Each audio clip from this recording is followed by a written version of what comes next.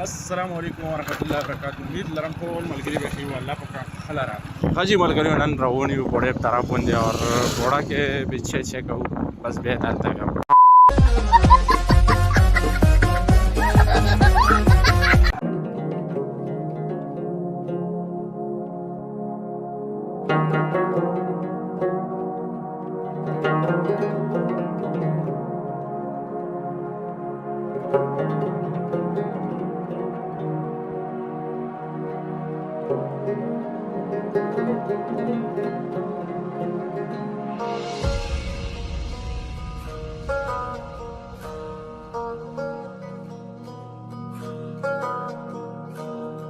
فاینلی روان یو بوډۍ په طرف باندې دا شیشې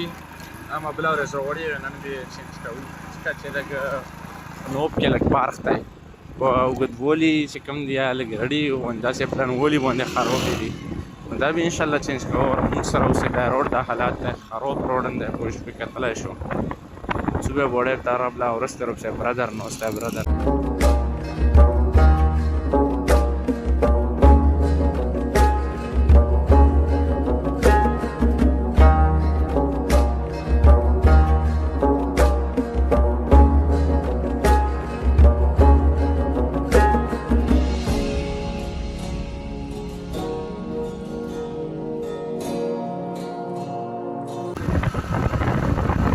د لرګي بله ورځ مو اخیستي وو هلته مې لوېدل نه وچ و دلته دومره ډېر دي چې یاره بې انتها ډېر دي. کاشکې چې ما اول سوچ کړی وه چې هلته مې راخیستي وای دا اوس دلته دومره ډېر مې لوېږي. موږ راغلي یو بوډۍ له بوډا کې بیا نیازي مارکېټ له راغلي یو دا کته شو یا شیشې دلته اوس دیکون والا سره ملاقات کوو چې چېرته پته یې نه لګي که نه یار یا شته غب شوی ذهن چې باقي رحمان له بېتلی اور شیشو کې لږ مساله وا چینج کوو خو مساله چې پرې سلیکون چینج کوي نه امید دی چې چینج خو نه چینج کوي چې واتر کم نو بس دا بوډا کې نیازي مارکېټ کې د کول نه راغلی وو پوه شو کله ګیر شو بس وشي بیا به روان شي بس فاینلي دا شیشې د برام په سره تللی کوو پوه شوې دلته بخلا مان غوندې دلته غوندې کم او بس د برام په بیا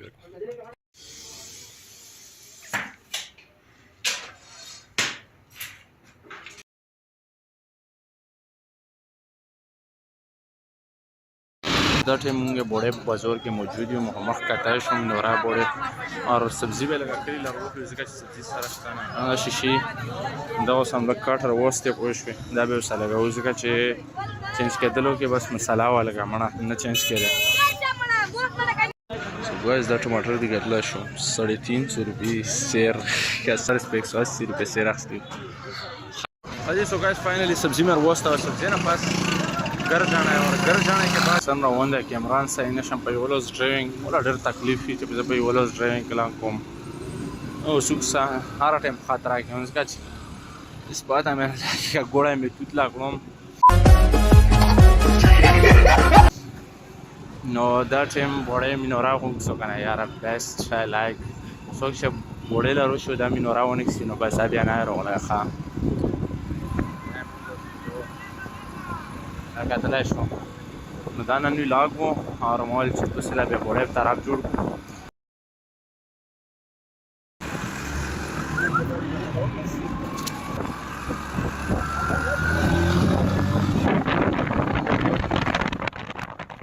سخت شو ډېر د مرګي سوړی اوسونه مې ټول سیال دي دومره سخت سوړی یاره دا مې پین دي فاینلی گایز دا ټایم مونږ منډی کس بیکګراؤنډ نه راتېر شو او اوس یو په کوم ځای کې د دغو جامونو مونږ بیخ وړولو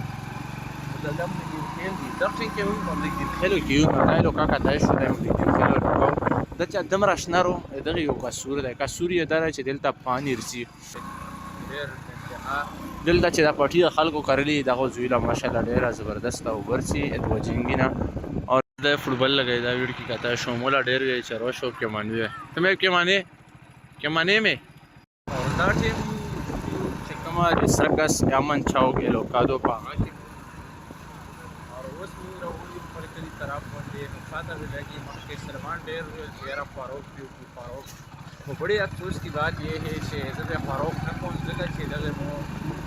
वो ब्रदर के खंडे वो द डेर में फुटबॉल भी सोच रहा है फुटबॉल गेम के दो जगह मौसा बहुत काम मानता दावा जब मुझे